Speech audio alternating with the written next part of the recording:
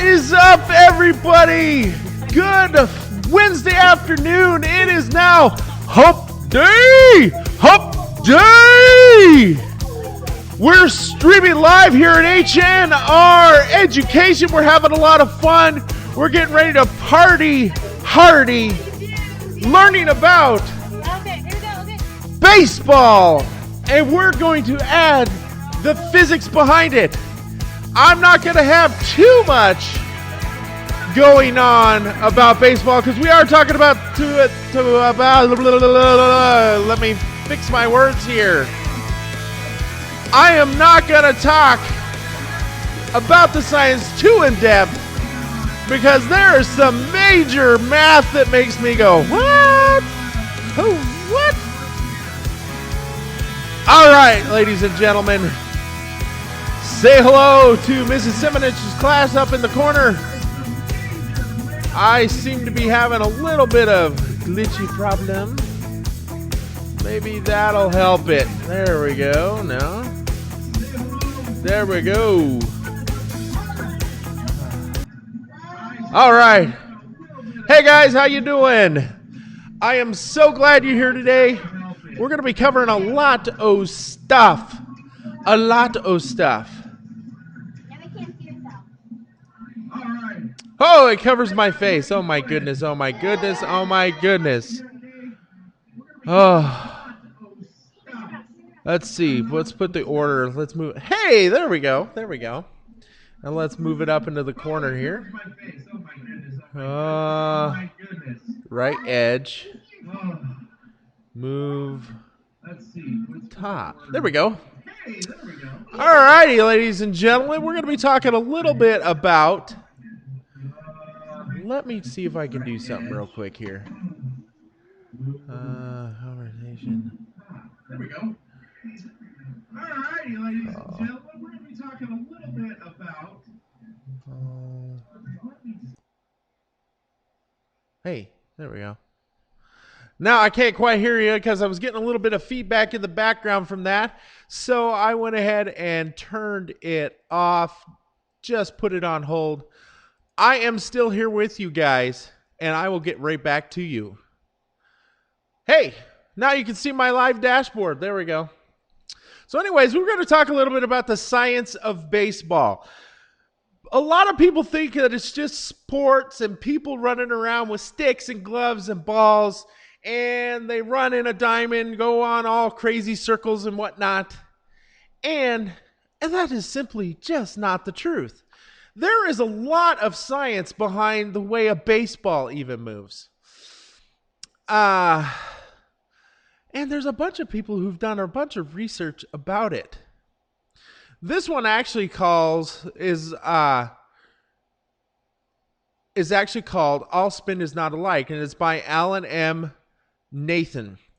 Ever since the early days of the pitch, we have unprecedented information about the movement of pitches. We now have a precise quantitative measure of how much and in what direction a pitch moves, i.e.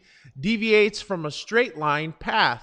The movement is the result of the combined forces of gravity, pulling on the ball, and the so-called Magnus force on a spinning baseball. It has become conventional to remove the effect of gravity, which is easily calculable. And the reason gravity is so calculable because it's consistent. It is the same no matter where you're at on the planet and no matter how fast, slow, or in what direction you throw a baseball. I'm just putting that in. That's why it's so easily calculable. They don't even have to worry about it anymore. They punched into their formula, bam, they got it. So that the resulting movement P Fx underscore and I'm not going to get into that. I don't even understand it. I will utilize that convention in this article. It seems sort of responsible that there ought to be some simple relationship between the movement to the spin rate. For example, if a pitch is spinning at a higher rate, the expectation is that there will be more movement. But is that expectation correct? In fact, it is not correct because as the title of this article suggests, all spin is not alike. And that is the issue I want to discuss here.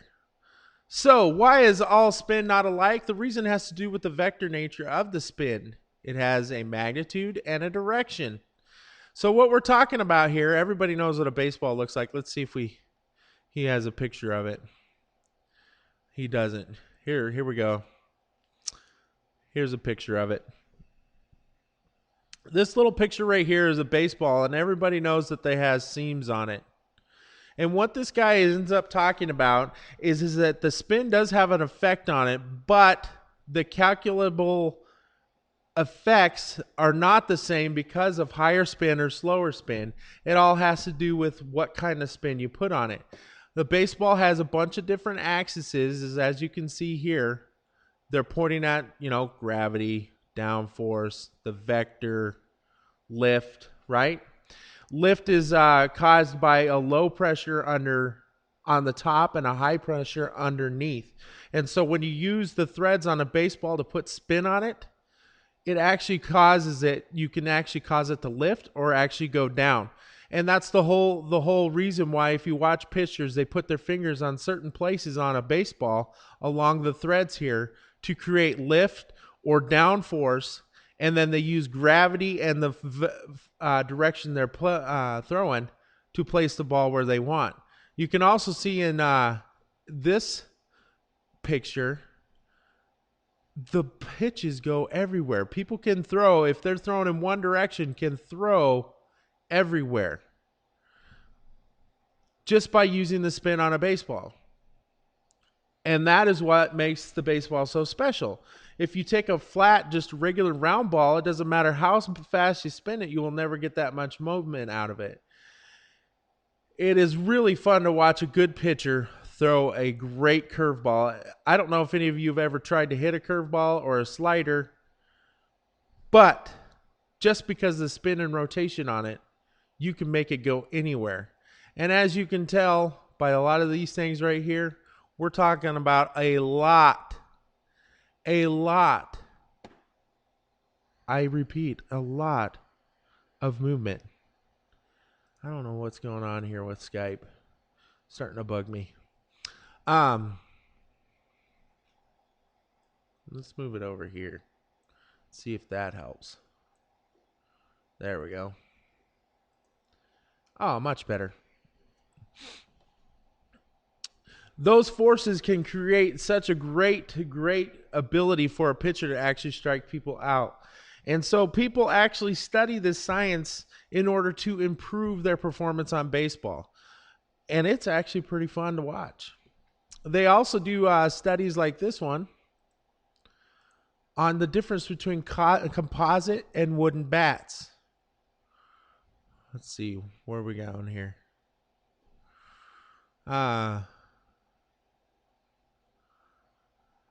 U.S. Baseball and the national governing body for the sport of baseball in the U.S., in conjunction with participation national member organizations, announced today the decision to adopt a new method for measuring bat performance and testing of youth bats, informed by the research of leading scientists in the USA. Okay, so they're studying bats. There will be no immediate change.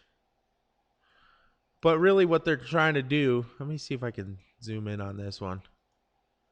View image. There we go.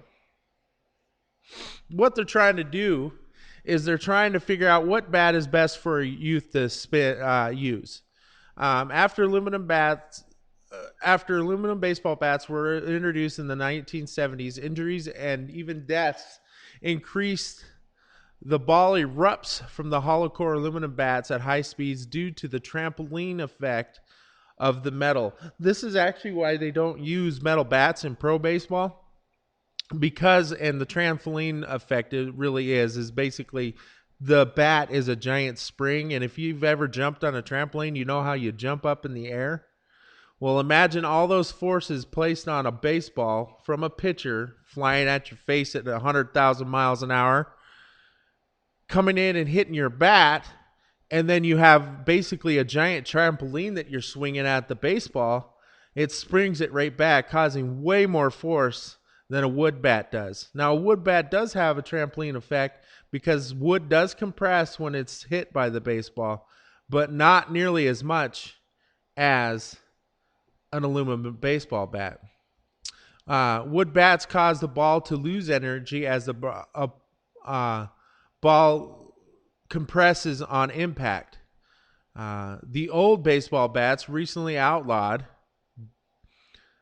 bats, walls flex inward on impact, reducing the ball's compression, allowing it to keep most of its energy from the pitch and traveling at higher speeds.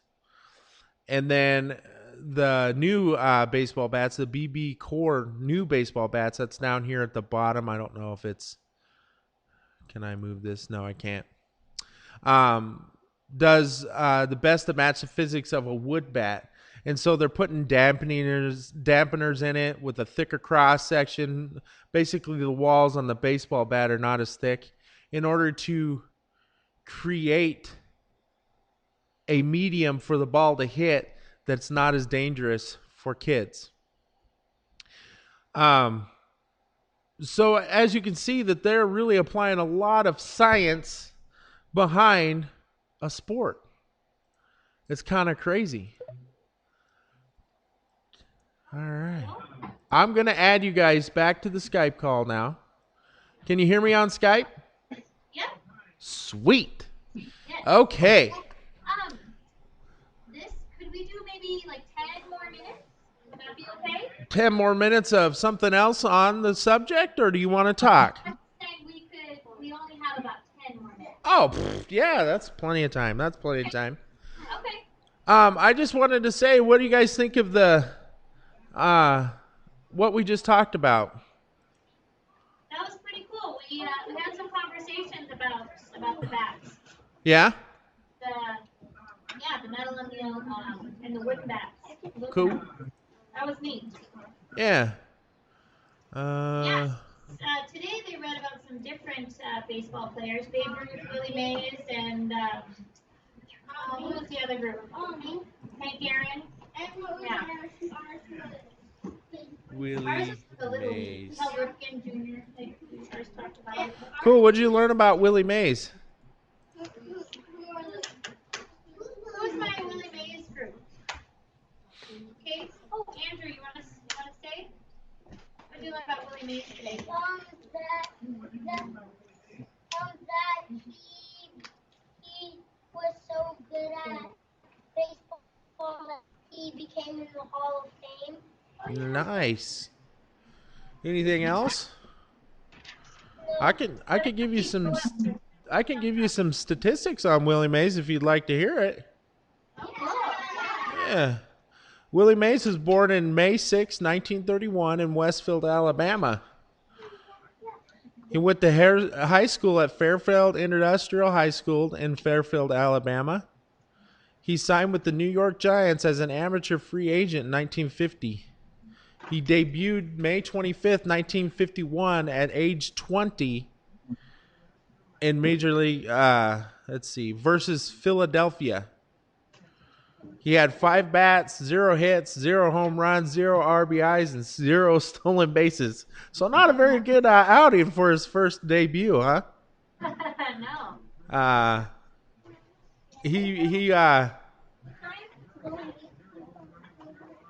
Abigail wanted to share one other thing that she learned. Sure. He got in baseball when he was in high school. Okay. He did do that. Where was he from? Where did he grow up? Remember? He said it. And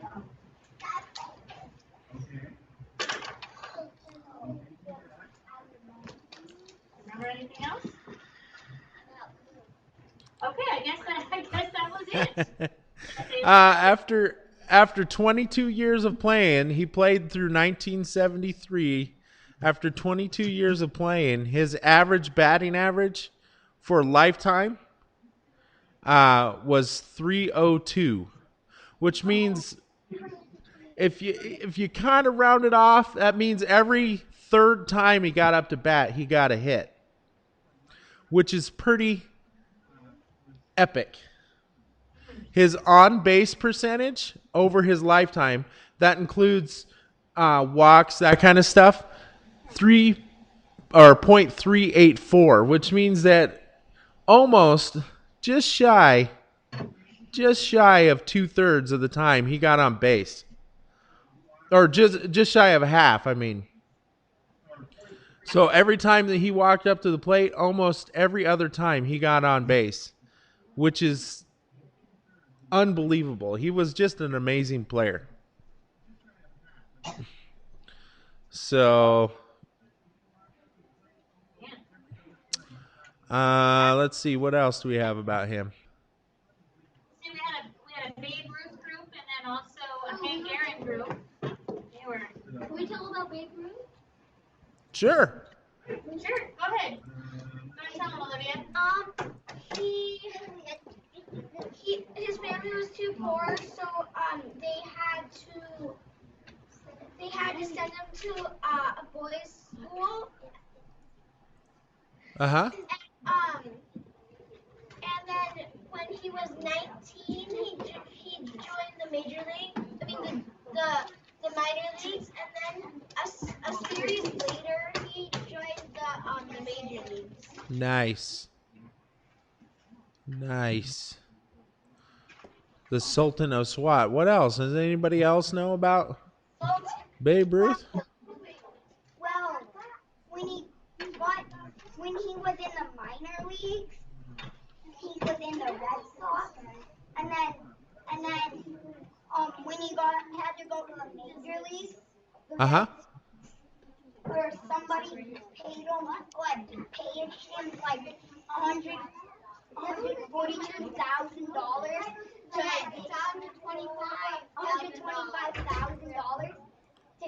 to go to the major leagues, and then it was a terrible loss for the Red Sox. Yes. Yep. Nice.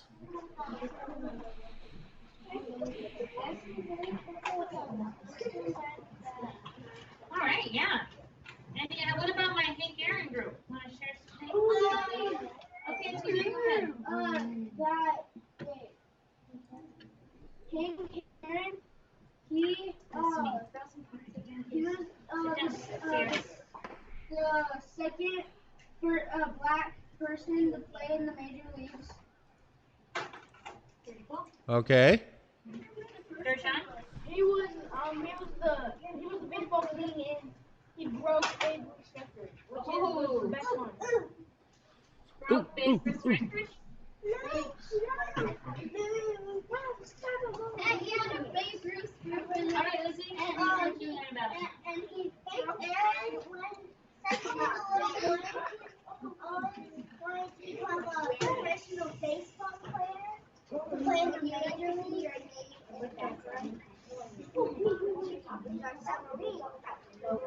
Yeah. Yes. All right, Ian, one more thing about Hank Aaron. Aaron, he was 17 before it took him 2 years of practice before he could go to the major league. Huh. All right, we're also learning about Roberto Clemente too. Roberto Clemente. Yeah.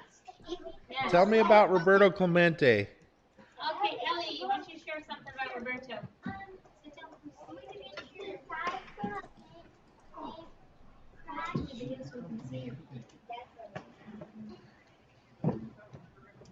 He died when he was 38 from a plane crash. Oh, that's a bummer.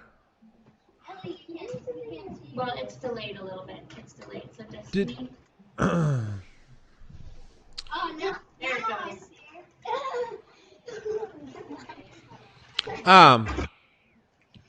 I have some statistics about him.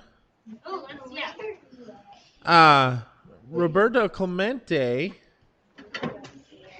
Listen up. Let's see.